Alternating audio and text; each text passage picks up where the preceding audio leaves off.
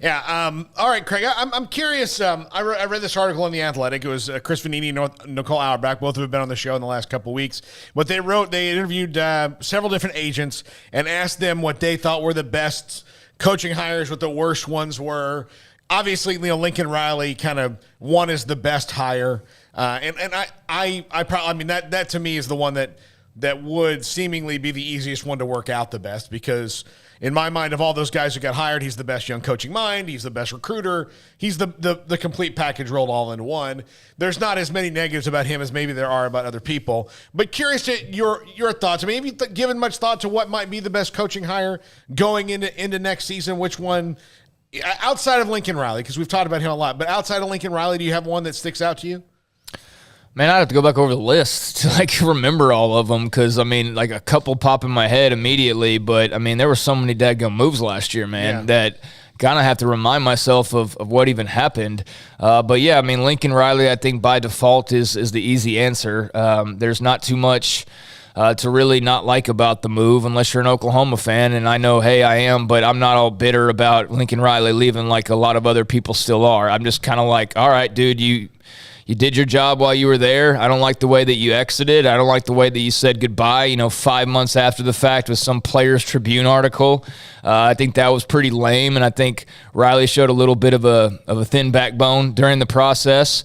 But I understand his move entirely. I'd rather live in Southern California than Norman, Oklahoma if I had millions of dollars too. I'd love to live in Southern California for a lot of reasons. A lot of reasons I probably wouldn't too, but I mean, I get it, man. Like, me, when we go out to Southern Cal, I feel right at home. And if you said, hey, here's millions of dollars to do what you love for a living in a premier program, and you can have a house like we've seen the house that he has, I would be all over that versus staying in Norman. And I got family and been to Norman plenty of times, but I don't think there's much of a debate there. I really don't. So, there's a lot of reasons why I understand it. He was never an Oklahoma guy to begin with. He was a Texas Tech guy. So, it wasn't like he was leaving his alma mater in the dust. So, I could go on of why I don't really harbor any resentment towards him. It's a business and all of that. But, I think he made the decision that was best for him, and I think he was a great hire by USC, albeit in, the cover of darkness in so many ways, kind of like OU and Texas moved from the Big 12.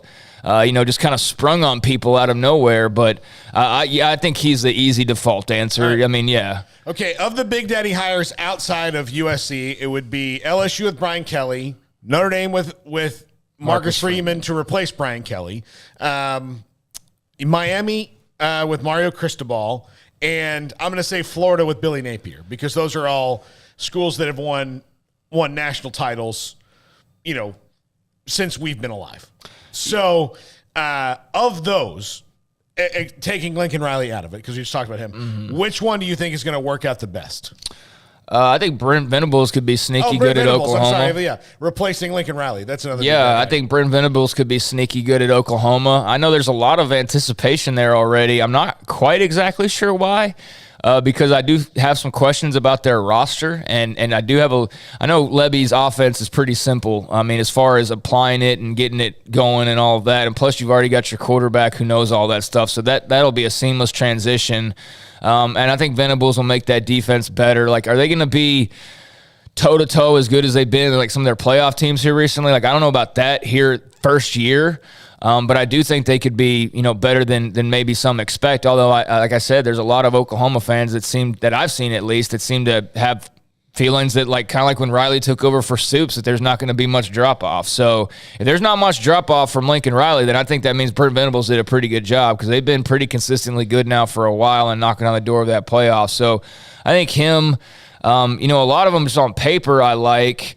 And there's a bunch of others too, that are interesting, like Sonny Dykes at TCU, Dan Lanning at Oregon, but Sonny Cumbie, excuse me. Sonny Cumbie at Louisiana Tech. Yeah, Sonny Dykes at TCU. Yeah, Cumbie's at La Tech.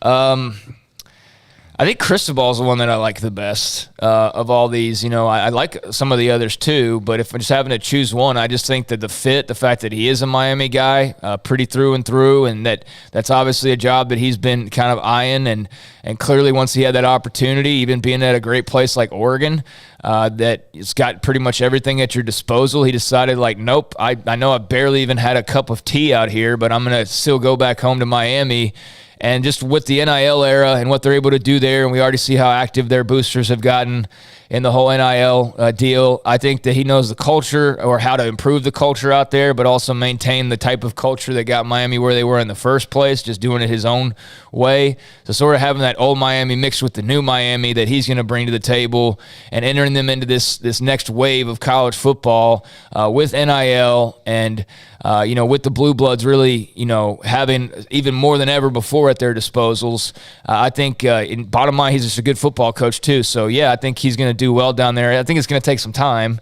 It's not going to be year one necessarily, but I do think he can do a really good job down there. Yeah, what I wonder is, and I don't put this on Mike Norvell yet, but I wonder if Billy Napier and Mario Cristobal can help plug the leak that's coming out of Florida, the state of Florida, when it comes to recruits, because those three schools are not getting the best recruits in their state anymore. Mm-hmm. Those guys are going everywhere else, whether it's Alabama or Georgia or LSU or Notre Dame or wherever. They're going other places, all over the place. And when those three schools had the lid on the state, guess what? They won the most. And so right now they don't have clear, Clemson's, rating the state of Florida really well. So they have, if those two guys in particular, and maybe if Mike Norvell is truly the right guy at Florida State, if the three coaches at the three big schools in Florida can do something, I do like the two hires that both those schools made.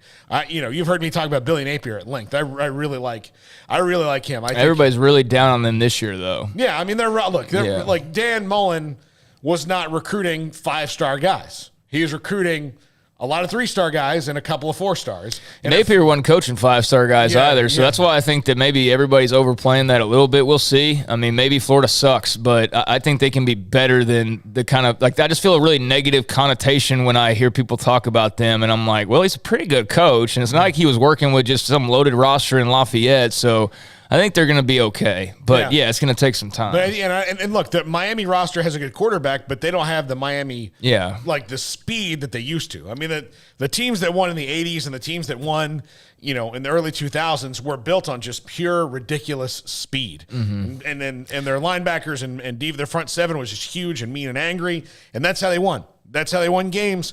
If Mario Cristobal get that again, he has to, they've got to put a cap on Miami first of all, because that's one of the best talent-rich areas in the country. And Miami's not getting people to stay at home. Florida's not getting people to stay at home. Florida State's not getting people to stay at home. If they can get people to stay at home, then that'll be different. But that's why I think those two are interesting. But I do kind of agree with you that Venables might be the one who, kind of comes in with the least amount of fanfare, at least nationally, because the fanfare left with Lincoln Riley. He took it with him because he's the young guy, the quarterback genius, the Heisman Trophy, tactician that he is. But Brent Venables has been, with Bob Stoops and Dabo Swinney for the last, 20 years of his career almost? And then I guess Bill Snyder before that.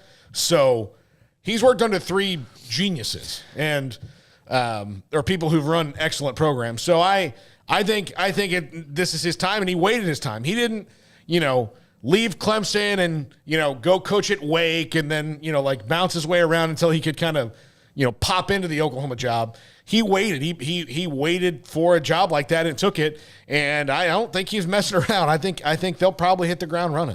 Yeah, no, I don't think there's going to be a ton of drop-off. I mean, I do have some questions about the roster, but I don't think that we're looking at them going into the cellar for a couple years and then emerging like a phoenix. Like he's got like that much of a rebuild or a redo to have to do. But, I mean, there's other coaching hires that I like. I mean, I think Joey McGuire is going to do well at Tech.